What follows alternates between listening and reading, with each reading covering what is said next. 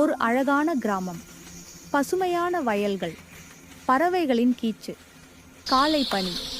அந்த இயற்கை வாசனையோடு வாழ்க்கை மெதுவாக நகர்ந்தது. அந்த கிராமத்தில்தான் குமார் என்ற சிறுவன் வாழ்ந்தான். அவன் இயற்கையை மிகுந்த அன்புடன் நேசிப்பவன். அவன் வீட்டின் பக்கத்தில் ஒரு சிறிய மாங்கனி மரம் இருந்தது. அந்த மரம் அவனுக்கு ஒரு நண்பனைப் போல. தினமும் அதுக்கு தண்ணீர் ஊற்றி அதை பேசி வளர்த்தான். நீ பெரிய மரமா வளரணும், எனக்கு இனிப்பான மாங்கனிகள் கொடுக்கணும் என்று அவன் பேசுவான். ஆண்டுகள் கடந்து போனது. மாங்கனி மரம் நன்றாக வளர்ந்தது. ஒவ்வொரு வருடமும் அது இனிமையான மாங்கனிகளை கொடுத்தது. குமார் அவற்றை தன் நண்பர்களோடு பகிர்ந்தான்.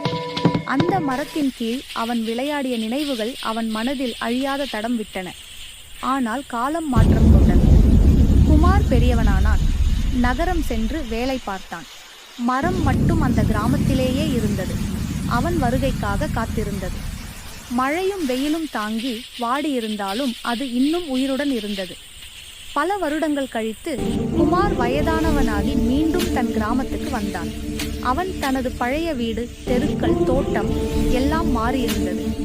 ஆனால் மாங்கனி மரம் இன்னும் அங்கேயே நின்றது. அது பழைய பசுமை இல்லாமல் உலர்ந்திருந்தது. ஆனால் குமாரை கண்டவுடன் அது இலைகளை ஆட்டியது போல. குமார் அமைதியாக மரத்தின் அடியில் அமர்ந்தான். அவனுடைய கண்களில் நீர் வழிந்தது. அவன் மெதுவாக மரத்தை தடவி சொன்னான், நான் உன்னை மறந்துவிட்டேன். ஆனால் நீ இன்னும் எனக்கு நிழல் கொடுக்கிறாய். என்ன ஒரு அன்பு இது! அந்த நேரத்தில் ஒரு மெதுவான காற்று வீசுகிறது. மரத்தின் இலைகள் அசைந்து குமாரின் முகத்தை வருடுகின்றன. அது மரம் அவனை மன்னிக்கிறது போல் இருந்தது. மாலை சூரியன் மறைகிறது. பறவைகள் வீடு திரும்புகின்றன. குமார் அந்த மரத்தின் கீழ் சிரித்துக்கொண்டு அமர்ந்திருக்கிறான். அவனுடைய மனம் ஒரு அமைதியை உணர்ந்தது. நன்றி உணர்ந்த மனம்தான் வாழ்க்கையின் மிகப்பெரிய செல்வம்.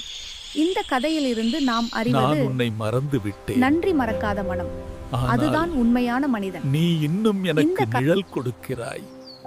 மாலை நிலவே, மனதிற்கு அமைதி. இதுதான் வாழ்க்கை. நம்மை வளர்த்ததை நாம் மறந்தாலும் அவர்கள் எப்போதும் நமக்கு நிழல் தர தயாராக இருப்பார்கள். நன்றியுள்ள மனம் மனிதனின் அழகு. அதை உங்களுக்கு பிடிச்சிருந்தா என்னோட சேனல் சப்போர்ட் பண்ணுங்க, சப்ஸ்கிரைப் பண்ணுங்க, லைக் அண்ட் ஷேர் பண்ணுங்க. நன்றி, வணக்கம்.